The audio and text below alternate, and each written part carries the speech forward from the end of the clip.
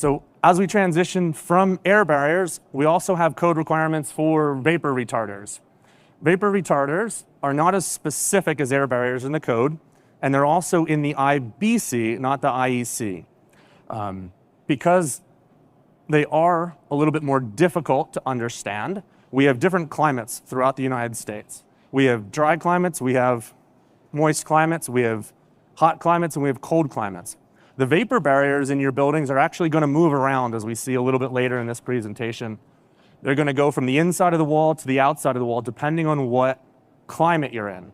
So it's very important that your EORs and your architects of record, when they're designing the system, understand what climate it's in and make sure they develop the vapor barrier assembly to match the climate the building's in.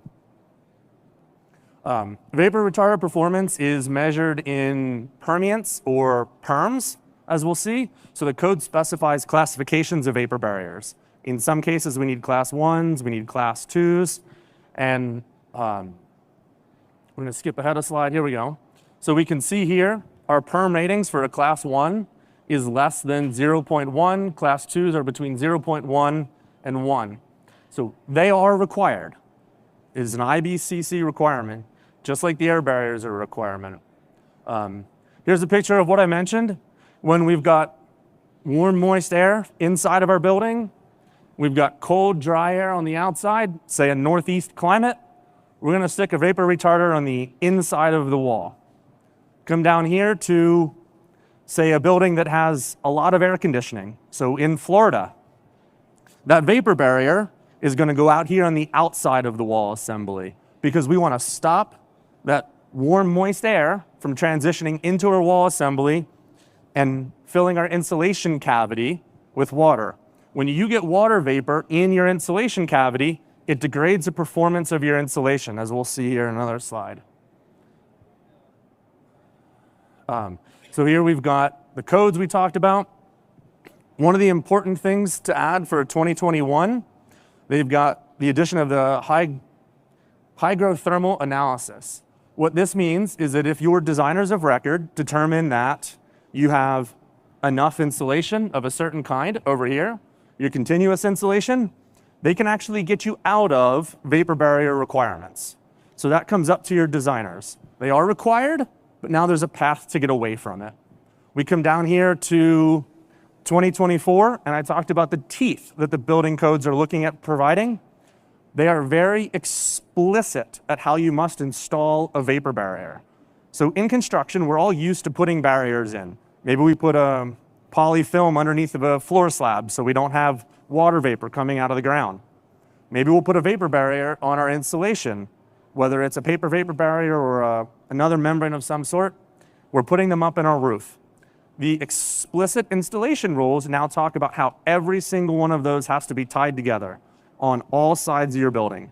Your vapor barrier under your slab has to be tied to your vapor barrier on your wall, has to be tied to your vapor barrier on your roof, and every outside corner.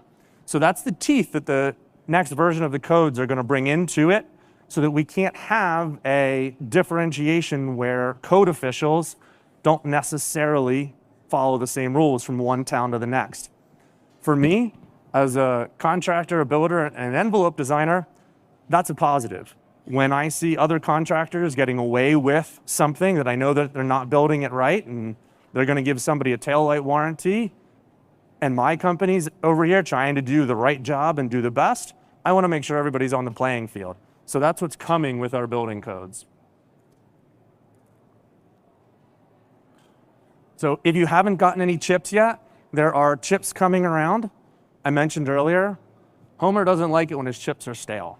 This is a really easy way to understand why vapor barriers and air barriers are important. Nobody wants to open up their Doritos and have a stale chip. So if you can remember that in that simplest form, that's what can happen to your building, we can have that transfer of air and vapor. So here we've got a map that the IECC puts out with climate zones.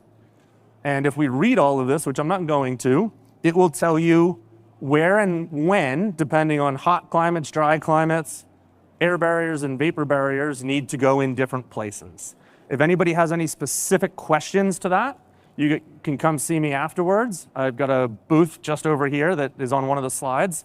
But it's pretty easy to see that you've got moisture climates and drier climates, and the vapor barriers change based on those.